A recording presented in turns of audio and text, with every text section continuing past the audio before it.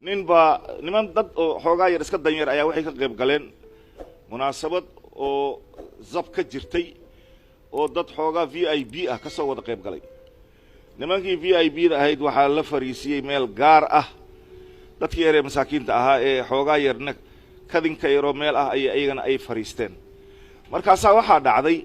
raashinkii markii la soo bilaabaybo nin baa dhexda taagan wuxuu leeyahay gudbiya VIP da gudbiya masaakiintan way faraxasheen laakiin wax agtooda la dhigay meel koray u fiirneen saxan kasto gudba saas ay u eegayaan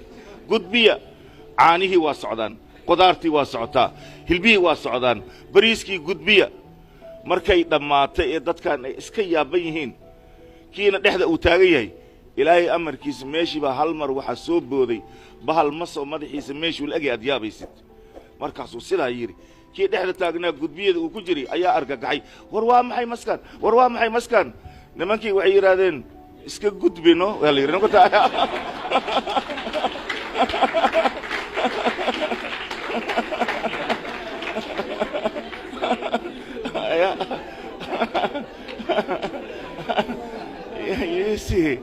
marka waxaa waaye dadka waxaa haystow in la idin soo gudbiyo ka baqa waxyaabaha qaarkooda idinka haddaa isku koobtaan ogaada inta kalena niyad xumo darteeda ayadan dhibaatadeeday keeni kartaa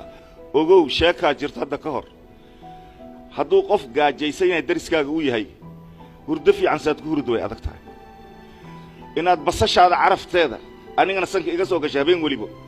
anigan aan meesha aanan gaajo aan la jiifo nabad inaad ku seexato ha sugin bahashaan waxay ku fiican tahay hadday beertaada ku barwaaqaysan tahay beeraha kalena xoogaa inay wax ka baxaan isku day oo aad gacan siisid waa diidday soo maa daanyeer aduu kuu imaanaa tuug aduu kuu imaanaa doonfaar aduu kuu imaanaa gomme aduu kuu imaanaa shimbir aday ku imaanaysaa wax allaale wixii dhibaato wadoo dhan aday ku soo aadayaan marka dadka xoogaaga haysto idinka keliya nolosha ha isku koobinna Soomaaliya waxaa la yiraahdaa hadda laba waxay noqotay dabaqad sare iyo dabaqad hoose dabaqad dhexe ma jirto waa in la soo celiyaa dabaqada dhexe hadda ka hor waxa dhacday aniga jaamacad dhiganayo wiil yar baa osigoo shabeel hadda war uma haysaan quruxday laan jirtay sidan hadda u burbursan ma ahayna wiil yar oo ag fadhiyo oo koola cabaayo waxa la yiri kooladan waxa kugu kalifay wuxuu yiri waxba igu kalifay sheeg bal markaasuu yiri aniga aroortii markaan soo kaco waxaan arkayaa wuxuu yiri wax aniga aan indhahayga markaan aan arko aan ciishoonahay maxaa ku ciisheen maxaad ciishoonaysaa la yiri wuxuu yiri aniga aabahayga waa dhintay hooyadeedina aniga wax iima heli karto nolosheeda way adag tahay marka inaan iska qaato baashan waxa igu kaliftay subaxdii waxaan arkaa yiri wiil aabihiisa gacanta ka hayo daadihinayo oo baabuur la soo saaray uu ka degaayo oo buug wato oo boorsayro qurux badan inta ugu jirto oo kaali arag sida loogu soo shanleeyay sida loogu soo labisay adiga aad yaabaysid anigana niyad xumadayda